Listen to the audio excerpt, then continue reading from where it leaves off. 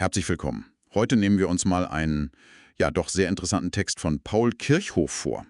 Den Namen kennen Sie sicher, ehemaliger Verfassungsrechter, Katholik. Und der Ausschnitt, den wir besprechen, stammt aus seinem Buch Religion und Glaube als Grundlage einer freien Gesellschaft.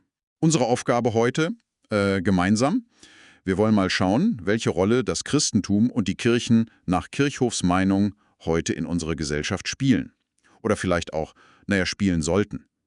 Das Ganze eben speziell für Sie als kirchlich engagierte Hörerinnen und Hörer aufbereitet. Gut, fangen wir an. Ja, genau. Kirchhoff, der sieht da eine ganz enge Verbindung, muss man sagen, zwischen dem freiheitlichen Verfassungsstaat und den christlichen Werten.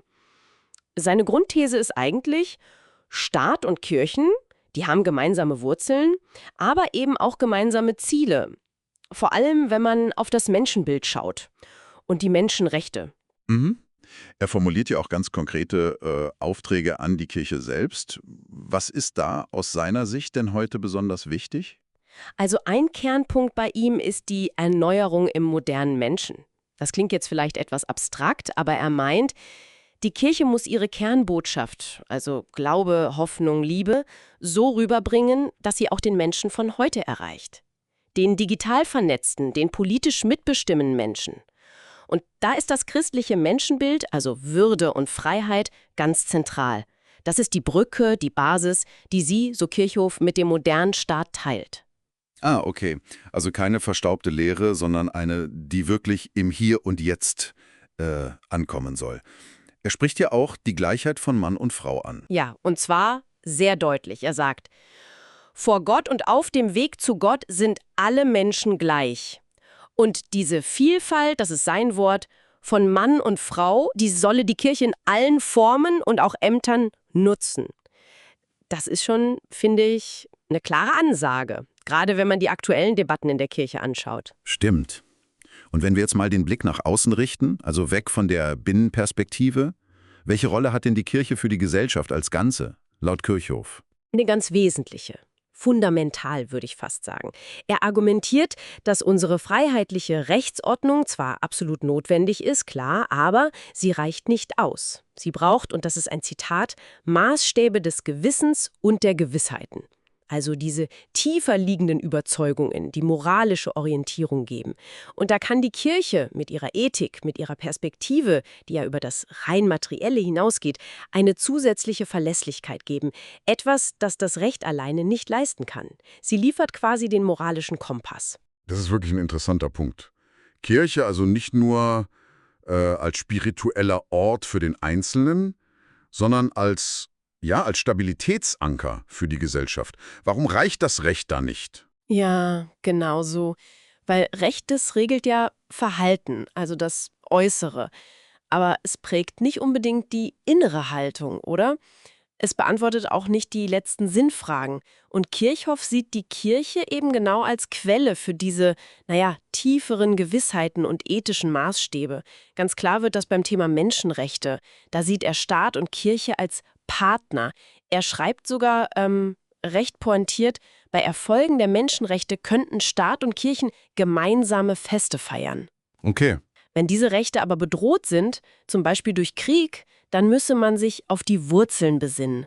Und zu diesen Wurzeln zählt er ganz ausdrücklich die religiösen. Die Friedensbotschaft der Kirche ist da für ihn ein wichtiger Gegenpol zur Gewalt. Und wie passt das zu unserer Gegenwart, die ja oft als sehr empört beschrieben wird? Was kann die Kirche da einbringen nach Kirchhoff? Er plädiert dafür ein, realistisches Menschenbild.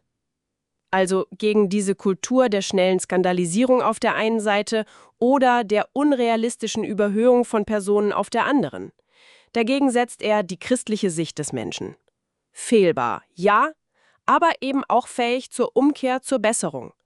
Und die Kirche, die bringt da aus 2000 Jahren Erfahrung eine Kultur der Vergebung mit, des Maßhaltens. Das könne dieser Empörungskultur etwas entgegensetzen. Wichtig sei, Vertrauen zu schaffen und, Gelassenheit zu fördern. Wenn wir das jetzt mal zusammenfassen, was ist so die Kernaussage für Sie als Hörerinnen und Hörer? Also für Kirchhoff ist die Sache ziemlich klar, das Christentum ist kein nettes Beiwerk, keine Nebensache. Er benutzt dieses starke Bild vom Humus, also der Nährboden, auf dem unser freiheitlicher Verfassungsstaat mit seinen Menschenrechten überhaupt erst wachsen konnte und auch weiter wächst. Und seine Sorge ist, ohne diesen Nährboden, da ist der Verfassungsbaum gefährdet. Die Kirche hat also den Auftrag, diesen Humus zu pflegen. Durch ihre Botschaft, klar, durch ihre Ethik, aber auch durch ihr ganz konkretes Handeln in der Gesellschaft. Sie stärkt die Freiheit, so seine These, indem sie ihr Orientierung und eine tiefere Begründung gibt. Das ist schon eine steile These. Christentum als, notwendige Grundlage für unsere freie Gesellschaft.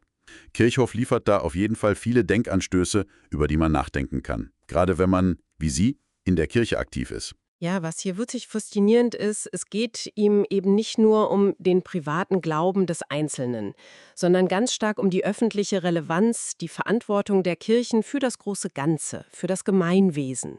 Und genau da knüpfen wir an mit einer letzten Frage an Sie. Wenn wir Kirchhoffs Gedanken mal ernst nehmen, also dieses Bewusstsein, Kirche als Mitgestalterin der gesellschaftlichen Grundlage, wie könnte das Ihr eigenes Engagement, Ihr Wirken in Ihrer Gemeinde vielleicht verändern? Oder vielleicht auch neu bestärken?